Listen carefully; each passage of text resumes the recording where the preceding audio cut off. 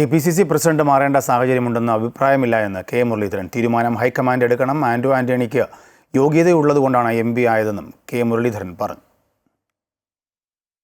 അങ്ങനെ മാറേണ്ട ഒരു സാഹചര്യം കേരളത്തിലുണ്ട് എന്ന് ഞങ്ങൾക്ക് ആർക്കും അഭിപ്രായമില്ല. അങ്ങനെ കേരളത്തിന് ആരും ആവശ്യപ്പെട്ടിട്ടുമില്ല. മാത്രമല്ല, ലോക്കൽ ബോഡീൻ്റെ ഇലക്ഷൻ്റെ തയ്യാറെടുപ്പ് നടക്കുകയാണ്.